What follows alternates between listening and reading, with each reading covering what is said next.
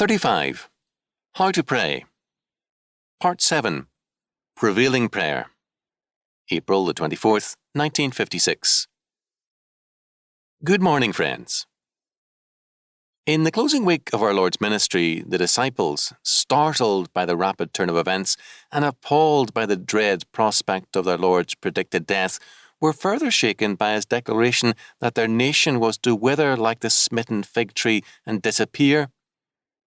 It was for them a moment of fear and horror.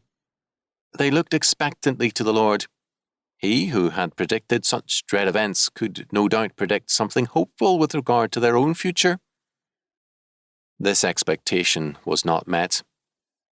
Jesus refused to say anything at this point concerning his disciples.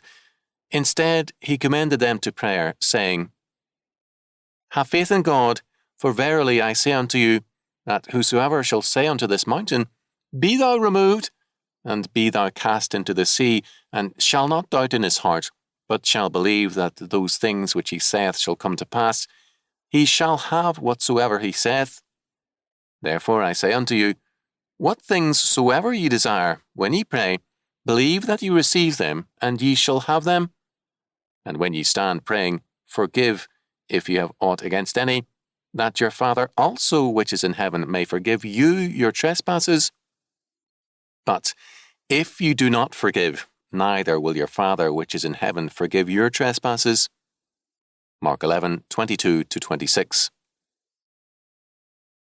Prayer can give us more than the most accurate prediction of the future.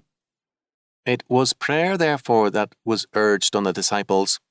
More than that, the means to prevailing prayer was clearly stated. According to our Lord, prevailing prayer turns on two conditions. C.E. Graham Swift in Davidson, our relation to God and our relation to man. The first condition is simply stated. Have faith in God.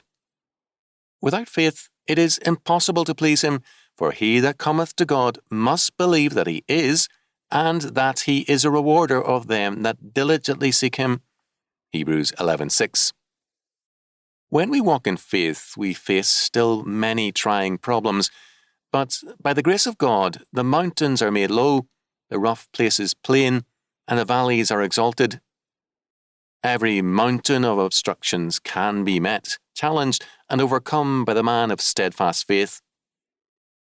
When Prince Zerubbabel was confronted by apparently insurmountable obstacles, God spoke to him through the prophet Zechariah, saying, "Who art thou, O great mountain?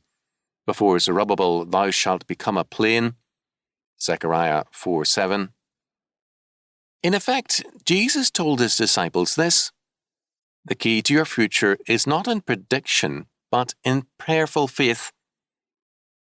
To say that our future can be fully described by even accurate prediction is to reduce life to events and to declare that life can be made or broken by events. In actuality, events can be made or broken only by life, and hence the essence of our life must be faith and prayer, in order that in all things we may be more than conquerors through him that loved us. The victory that overcomes the world and all its events is this, even our faith. 1 John 5:4. The faith given and declared by God in his word and apprehended by us and made one with our life. The first condition of prevailing faith is therefore faith in God. The second condition is our relation to men, and this is specifically described as forgiveness. We live in a world in which offences must needs come. It is impossible to find an honest human situation anywhere without finding out at the same time a wide area of offences. We are not asked to forgive the sins, trespasses, offences, or unkindness of others because they are of no account. On the contrary, sin is always very real and always most serious. But we must forgive for three reasons. First, we must forgive because it is God who requires it of us. When God speaks, we cannot argue. Second, we must forgive because otherwise God will not hear us when we pray nor hearken to our own hunger for grace. Third, we must forgive because it means leaving God's work to God. Vengeance is mine, I will repay, saith the Lord. Romans 12:19.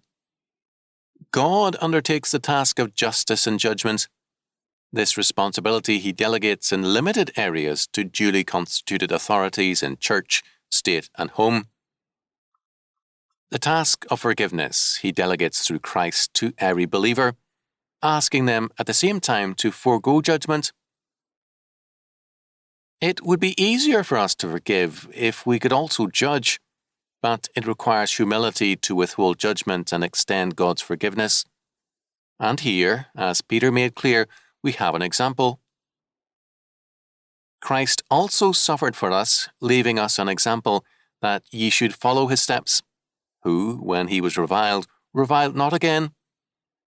When he suffered, he threatened not, who, his own self, bare our sins on his own body on the tree, by whose stripes you were healed. 1 Peter 2:21, 23 and 24.